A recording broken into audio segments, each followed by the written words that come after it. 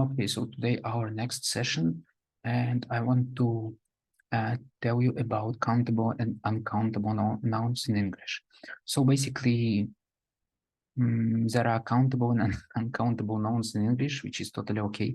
And there are a lot of countable nouns like cat or let's say person, but sometimes the plural form for them is not, let's say, created as always in one way, but the most regular way is just adding s at the end of the singular form noun. For example, one cat and two cats, adding this s at the end.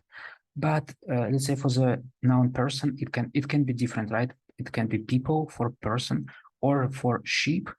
And I mean, it's strange, but the plural form is exactly the same as singular, but we are going to talk about it later. And there are uncountable nouns that only have one form. For example, music, information, advice. So it's not correct to say musics or informations, right? And sometimes even there are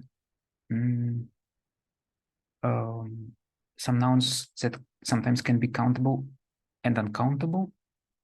For example, chicken. The chicken was delicious when we are talking about meat, and in this case, it will be uncountable, or the chickens were eaten when there are a lot of birds here, then they are countable. And for uncountable nouns, we use a singular verb. For example, we use is for information, even though it's kind of plural. I mean, it's strange, but we are using it. We are, let's say, considering it as some one thing, and that's why we are using singular verb, like one piece of something, which is totally maybe understandable, but still strange sometimes. And for example, everybody or everyone also this nouns should be followed by a singular verb. For example, I should say everybody is waiting you, for example. But everybody, there are a lot of people, but we are using is because it's kind of, this everybody turns to some sort of one thing, right? And that's why we are using singular verb here, or that's why it's organized here this way in English, because I mean, these rules they became a very long time ago, right? And there are some common phrases that are used with these nouns. And for countable, there are many, how many, a lot of, lots of, some, a few, a number of, a, and one, two, three, etc. or z. So it's kind of, totally understandable. So we have to memorize this many. And as you can see, a lot of or lots of can be used for both of them. And for uncountable, we have much instead of many. So it's kind of, you can correspond this. Some is totally okay for both. Few and a few are for countable, and a little for uncountable. This one we should memorize.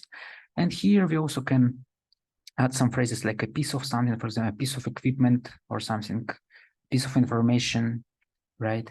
But here we can use articles or counts, totally okay. And some little bit we want to note here, some notes, that many and much are usually only used in negative sentences or maybe questions as well. For example, how much, I don't know, how much, let's say, information you have, for example, right? How much sugar, I don't know, whatever it can be. And, all this, let's say, things like sugar, like this, I don't know, water, whatever it can be, all of them are uncountable. And for them, you should add some things like this, for example, a bottle of water or a piece of information, or I don't know, whatever. But you really it can really help you to use these phrases like an amount of or a piece of something, right? When you want to use some uncountable nouns. In positive sentences, it's much more common to use a lot of or lots of, because many and much are very formal in positive sentences. It's also very common to use a lot of and lots of in negatives and questions. So these two basically are very good to use, right? So few means not many, whereas a few usually means some. Yeah, and also with little and a little as well. For example, few people believe in ghosts, meaning that there are not many of them. And I know a few people means that I know some people who believe in ghosts. And only a few means not many, right? So a few is some, but if you add only, if you are adding only, like only a few, then it becomes not many like here. So few and only a few is kind of same. Only a few probably means even less than just few, right?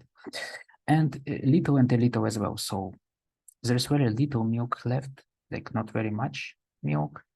And there's a little milk left, there means some milk left. And also only a little means not much. Yeah, so that's everything about nouns. So maybe the one thing I want to show you is how plural forms can be organized, right? So usually we just need to add s at the beginning, at the end, to the end of the word. For example, one car, but 5 cars, or a friend, or a few friends, right? And a few means some, as you may remember.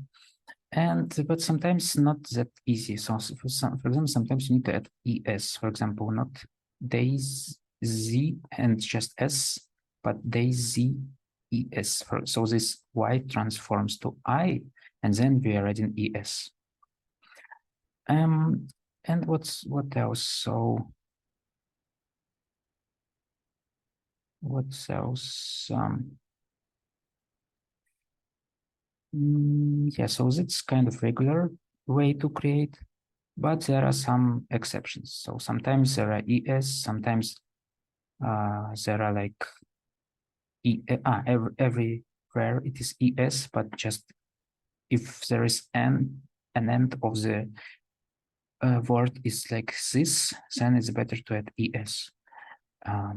Sometimes you need to double the ending consonant, for example, buses or fezzes, right?